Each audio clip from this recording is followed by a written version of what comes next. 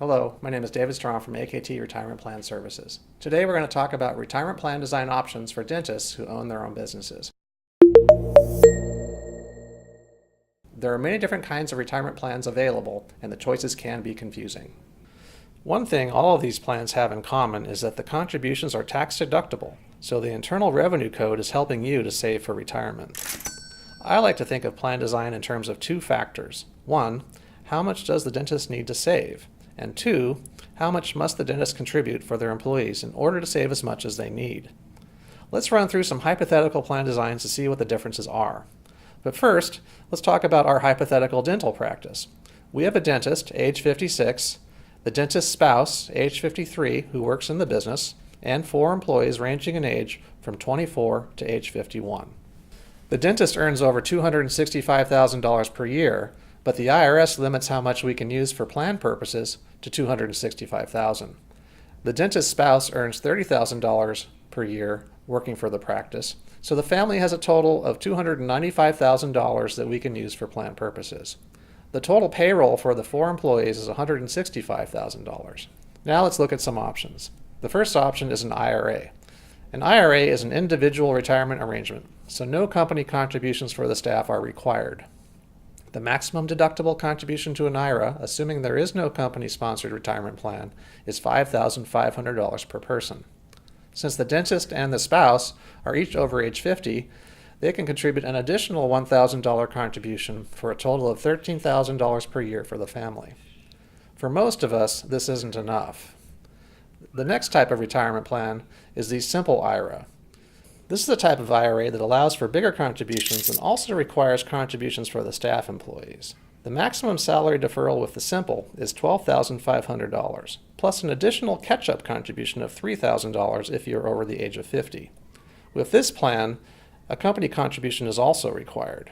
You can choose a matching contribution of the first 3% of compensation that someone defers, or a profit-sharing type of contribution of 2% of the eligible compensation whether or not someone makes a deferral. In our example, the dentist is using the matching contribution because it allows the dentist's family to save more, plus the contributions for the staff employees are limited to those who actually defer. For the dentist's family, we have $31,000 in salary deferrals, plus $8,850 in matching contributions for a total of $39,850. The cost of the matching contribution for the staff in this example is $3,300. The family receives 92% of the total contributions that they put into the plan.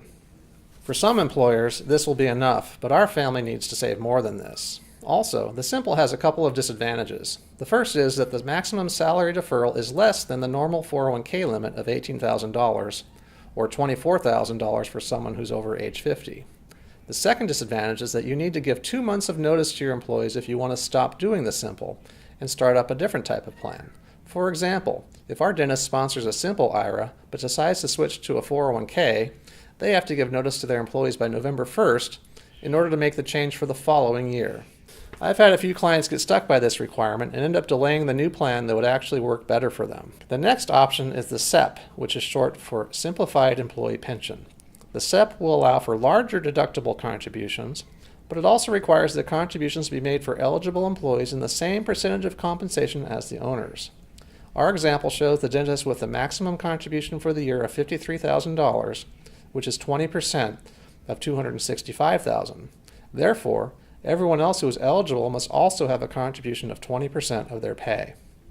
Total contributions for the family come to $59,000, but contributions for the staff total $33,000.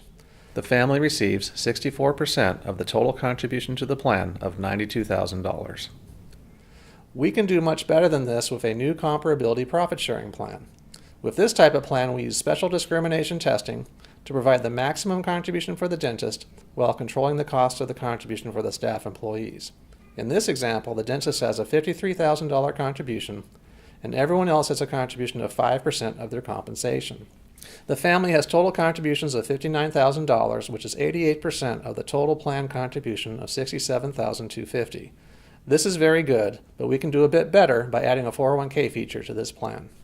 By adding the 401k feature, we can provide for the catch-up 401k contribution of $6,000 for people who are over age 50. This provides an additional $12,000 of contributions for the family.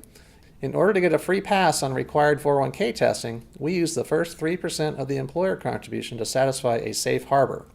By using the safe harbor approach, the owners can maximize their 401k contributions, even if their employees choose not to make 401k contributions of their own. We also get to use this safe harbor contribution in combination with a profit-sharing contribution to use the special discrimination testing we mentioned earlier. With our example, we actually have a decrease in the contributions to the employees because we are allocating less profit sharing to the owners. This is because $36,000 of the contribution for the family are now made up of 401k instead of profit sharing.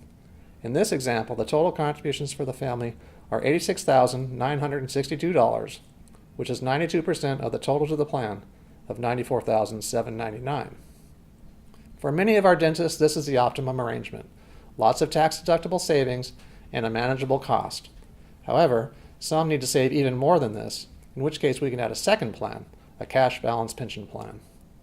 The cash balance plan lets us provide for contributions in excess of the $59,000 maximum that we are allowed with a 401k profit sharing plan.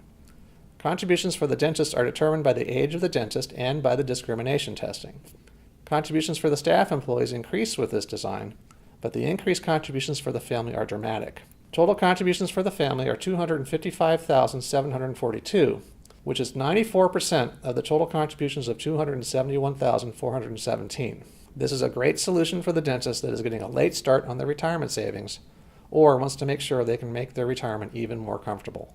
At AKT Retirement Plan Services, we're here to help you design the optimal retirement plan design for where you're at in your career and your need for retirement. We'd be happy to prepare an illustration of what a retirement plan design could look like for you.